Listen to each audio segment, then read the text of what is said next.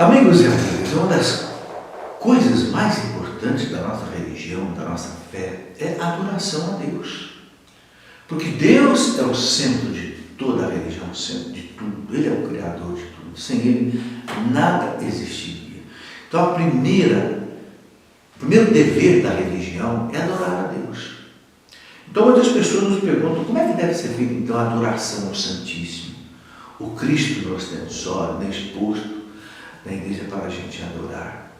Olha que coisa bonita, gente. Deus se faz presente de uma maneira misteriosa, que a gente não consegue explicar. Por que Ele se esconde naquele pão? Porque Ele não pode se mostrar como Ele é. Porque se Ele se mostrar como Ele é, nós não temos estrutura para olhar para Ele. A Bíblia diz que ninguém pode ver a Deus sem morrer.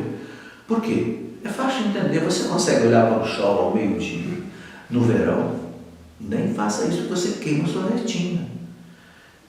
Imagina, o sol que uma estrelinha que Deus fez entre trilhões. A gente não consegue olhar para o brilho do sol, mas olhar para o brilho do Criador. A gente evaporaria. Você entendeu? Então ele tem que se esconder. É o véu do sacramento que a igreja chama. Mas ele está ali. Isto é o meu corpo, o meu sangue. A igreja garante, ele está ali. Então a adoração, o catecismo diz no parágrafo 2096, diz assim: a adoração é o primeiro ato da virtude da religião. Ou seja, a primeira coisa que a pessoa religiosa tem que fazer. Aquilo que diz lá no Antigo Testamento: Shema Israel. Ouve, Israel, adorarás o Senhor teu Deus com toda a tua alma, tuas forças, o teu entendimento, né?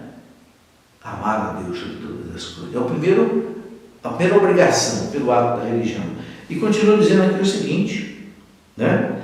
Adorar a Deus é reconhecê-lo como Deus, como o Criador e o Salvador, o Senhor e o dono de tudo o que existe.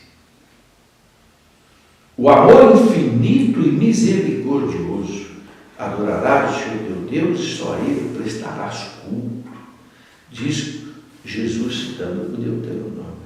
Que beleza, gente. Como é que deve ser feita a adoração ao Santíssimo? Um grande santo, chamado São Pedro Julião Aymar, escreveu 5 livros sobre a Eucaristia. Inclusive eu resumi esses 5 livros num livro que eu escrevi, que eu chamei O Mistério, o Segredo da Sagrada Eucaristia. É uma síntese dos 5 livros de São Pedro Julião Aymar, onde ele diz assim, que ele dá um modelo de você fazer adoração em 1 hora, porque a igreja valorizava muito a chamada hora santa. Toda quinta-feira, a igreja antigamente, e até hoje também, recomenda que a gente faça 1 hora de adoração, porque é o dia da Eucaristia.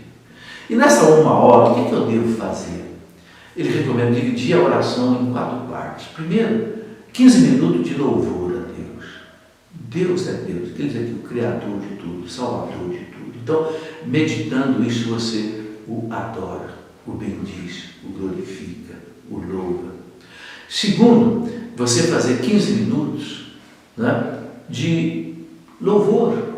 Esse louvor pode ser com cantos, se for uma comunidade que está fazendo uma oração. Pode ser meditando um texto da Escritura, ler um salmo, louvor.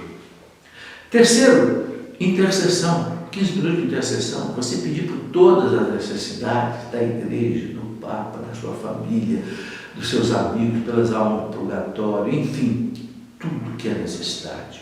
Intercessão. E mais 15 minutos que você faz aqui, ele chama de reparação. O que é reparação? É pedir desculpa a Deus pelo pecado da humanidade. Oferecer aquele momento de prece, pedindo misericórdia a Deus pelos seus pecados, pelos pecados da comunidade, pelos pecados do mundo. Gente, quanto pecado no mundo! Pecado contra os 10 mandamentos, pecado contra a pureza do sexo, pecado contra o não matar, o não roubar, o não pecar contra a castidade. Deus é extremamente ofendido. Então, 15 minutos de chamada reparação. Então, aí você pode fazer uma boa adoração. Você pode levar sua Bíblia, você pode levar seu texto.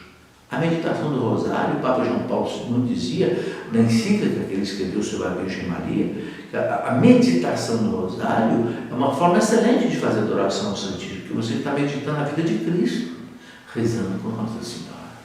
Compreendeu?